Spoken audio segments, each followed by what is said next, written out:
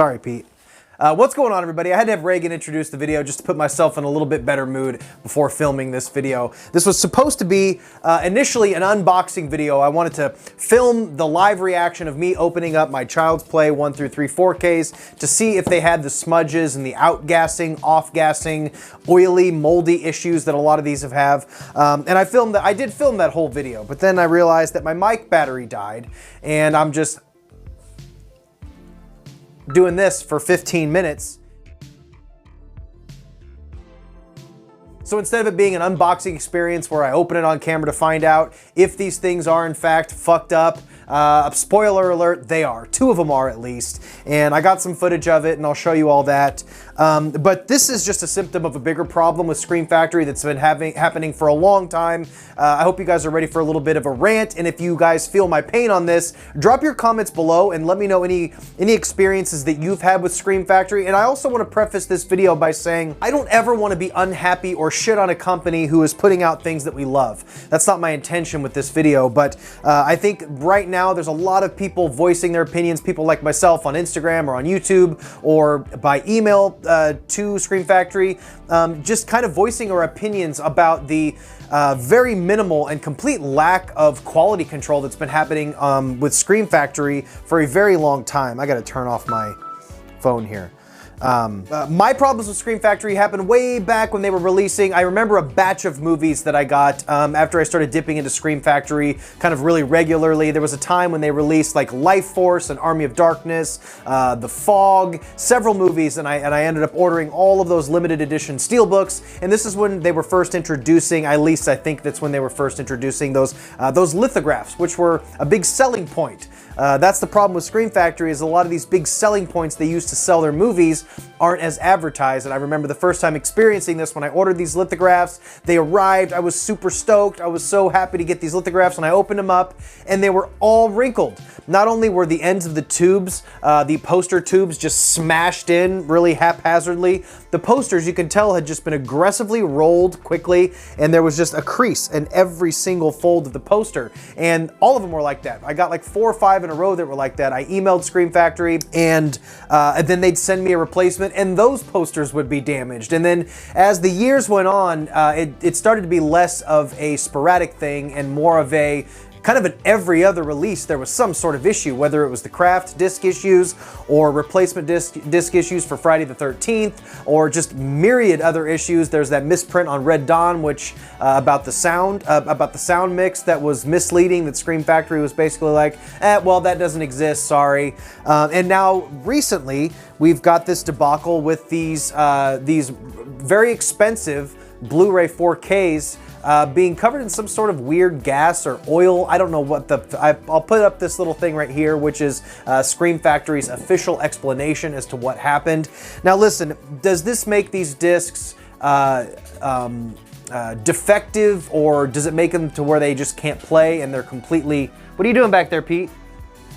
Does it make them unplayable? No, but it's just a symptom of greater issues. I think they need to put out a mass email saying, hey guys, just show some sense of responsibility or acknowledgement that, hey, we fuck up a lot. We're firing a couple people. We're adding people here. We're doing something to make it to where every single disc doesn't have to have a disc replacement program, or posters being damaged, or I have to spend 20 minutes with paper towels wiping grease and smudges and disgusting shit off of my $40 Blu-rays. Now, one thing that I brought up in my video yesterday, let me grab this. With Arrow Video, even they have some disc replacement issues, but when it comes to physical media companies, in my opinion, nobody does it better than Vinegar Syndrome. They make sure their releases are ready to go. There's rarely, if any, every once in a while there's some sort of minor error, but it is in no way as a regular occurrence as many of these other companies. But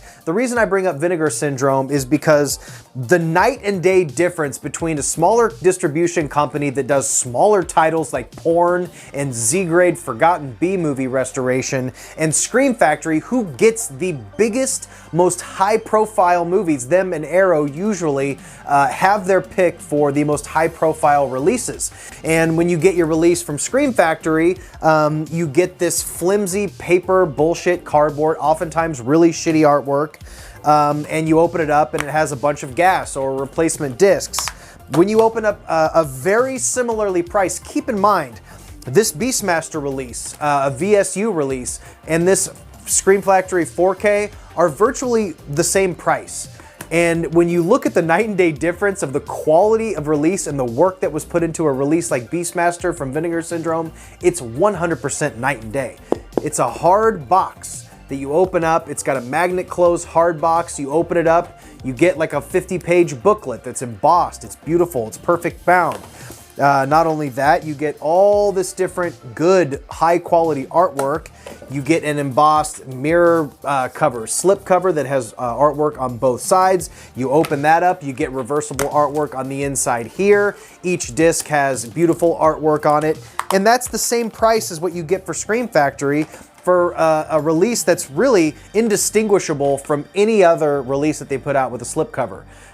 It's shitty, and Scream Factory needs to step it up. There was a long time when Scream Factory was the only kid on the block. You go back to, what is it, like 2012, 2013, when they were putting out a lot of their stuff. And there was companies out there doing releases as well. Arrow has been in the game for a long time, and Severin and other companies like that. But Scream Factory really set the bar as far as being the ones to kind of take the reins from people like Anchor Bay and other companies like that, were the flagship DVD releasers. Scream Factory stepped in and said, hey, we're going to restore all these great movies of the past and give them these beautiful releases. And time again, they give us dog shit. One of my favorite movies of all time, hate it or love it, whatever you gotta say, one of my favorite movies of all time, Pet Sematary 2. And we get this horrendous artwork. No knock on the artist. I'm sure if I was scrolling through this guy's Instagram, I'd say, man, this guy is pretty talented. But when it comes to representing a movie like Pet Sematary 2, this has nothing to do with the movie. Yeah, you put like a wolf version of Zowie on the cover of the movie. No, that just doesn't do it to me. It doesn't do it to me. And now, most recently, we have this debacle with a Scream Factory who packaged these expensive releases with extra slip covers and posters and pins and bullshit like that. And you open them up and they're covered in bullshit. I'll put up a couple pictures from other buyers too. But the main point of this rant in this video is to spread the awareness for Scream Factory. I think at this point, it has to be acknowledged. Scream Factory has got to do something and announce some sort of change. They can't just be handling all of these individual problems just individually and dismissively, where they shoot out a batch of emails.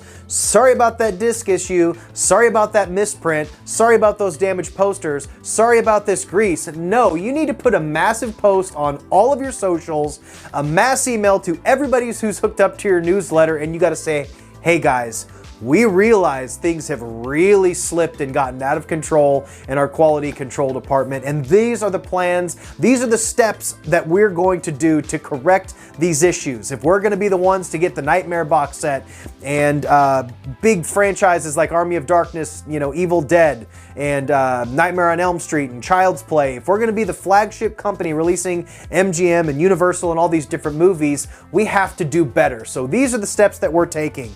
And not only just correcting the errors, but we need higher quality releases than this for $40 fucking. I'll go to Vinegar Syndrome and buy a copy of Beastmaster for the same price, and it's something like this you'd think would cost $75, and it doesn't. It costs the same thing as this half-ass release from fucking Scream Factory. So I'm just, right now, Dead Pit calls them Scheme Factory. I agree. They do scheme. All of the re-releases, the upgrades, Arrow is guilty of this too, but man, this is really a long-winded, non-stop rant, but it has to be. I'm just fucking so over Scream Factory. I'm kind of on this fuck Scream Factory train right now that I'm gonna stay on that train. I ain't getting off anytime soon. And when I think about movies that I really have been anticipating a 4K release, like Return of the Living Dead, knowing that I'm just gonna get some flimsy, error-ridden, bullshit slipcover version of Return of the Living Dead,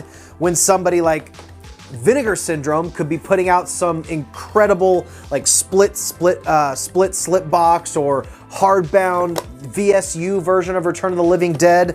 I would obviously want anybody else to have that shit than Scream Factory, and I would really like it to be Vinegar Syndrome. But it is what it is. So let me know in the comments down below. I know a lot of people have issues with Scream Factory. This is definitely probably the biggest rant I've done on my channel in a very long time. I don't usually do these just verbose, long-winded rants, but this is just what it is. I'm sick and fucking tired of it.